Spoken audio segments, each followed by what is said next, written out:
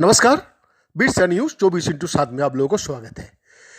दुनिया की सबसे ताकतवर राजनयिकों में सोमवार वेंडी शर्मन को सिल्वर फॉक्स के नाम से भी जाना जाते हैं।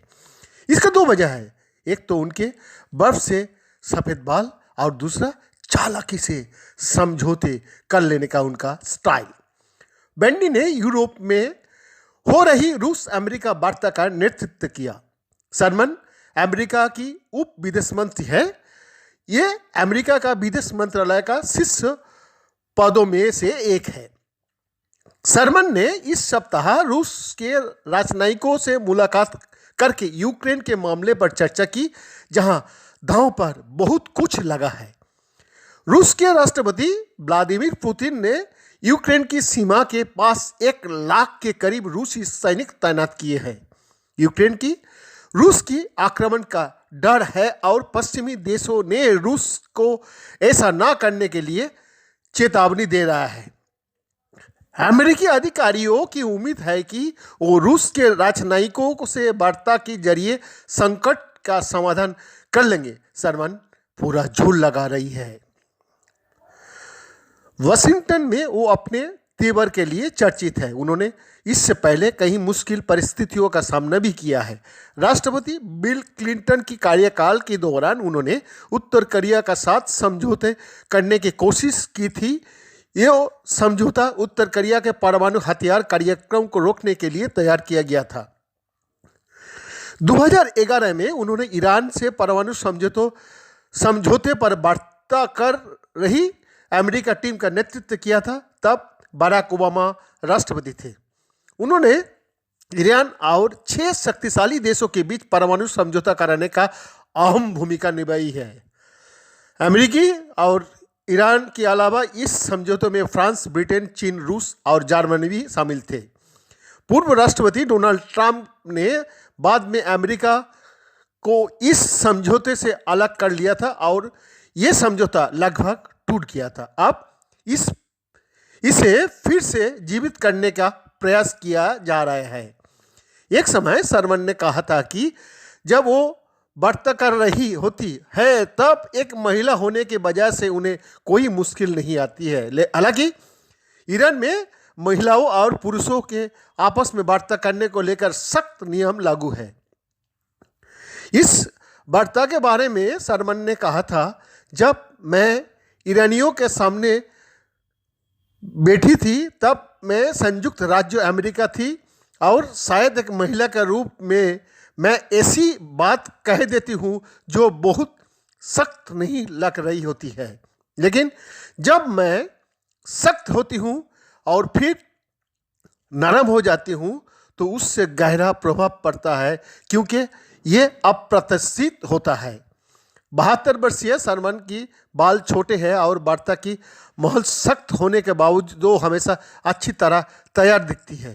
अंतर्राष्ट्रीय वार्ताओं में शर्मन के साथ काम करने वाले एक ब्रितानी राजनयिक कहते हैं, उनका एक बाल भी कभी भी इधर से उधर नहीं होता है। शर्मन को अपना नाम ईरानी लोगों से मिला है जो वार्ता को लेकर उनके नजरिया की वजह से उन्हें द फॉक्स कहने लगे थे। विदेश मंत्रालय में उनकी सहकर्मियों ने इस नाम को अपना लिया। वार्ता के दौरान वो टी-शर्ट पहनते थे जिस पर सिल्वर फॉक्स लिखा होता था। विदेश मंत्रालय में उनके करीबी कहते हैं कि जब वो अंतर्राष्ट्रीय मंच पर वार्ता में शामिल होती है तो उस सबकी निगाहें उन पर होती है। सब उनकी प्रशंसा करते हैं। कई बार इसमें डर भी होता है। तुर्की में अमेरिका का पूर्व राजदूत रहे जेम्स जेफरी कहते हैं, वो बहुत तेज है और बहुत गहनता से बात करती है। जेम्स ने शर्मन को काम को करीब से देखा है। कूटनीति कला भी उन्होंने अपने असाधारण तौर तरीका से भी सीखी है। यूनिवर्सिटी ऑफ मेरीलैंड की स्कूल ऑफ सोशल वर्क से शिक्षा हासिल करने के बाद उन्होंने बाल्टीमोर में बच्चे के देख रेख का काम किया।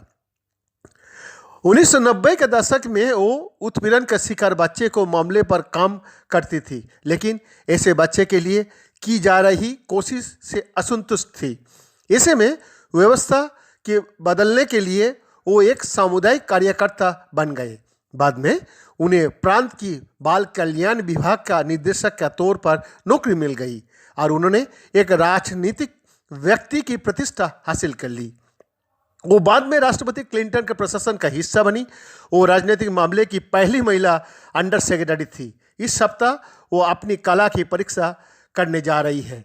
विशेषज्ञों का मानना है कि रूस के साथ वार्ता खासतौर पर मुश्किल होती है और अपने लक्ष्य हासिल करने के लिए सरमन का अपना पूरा कौशल लगाना होगा। उनका मकसद है यूरोप में एक और बड़े युद्धों को रोकना। सोमवार को उन्होंने जिनेवा में रूस के एक राजनयिक दस्ते से वार्ता की थी। इसमें रूस का उप विदेश मंत्री संगाई रबाखोव भी शामिल थे। बुधवार को उन्होंने फिर से नाटो की बैठक में ब्रसेल्स में रूसी अधिकारियों से वार्ता की।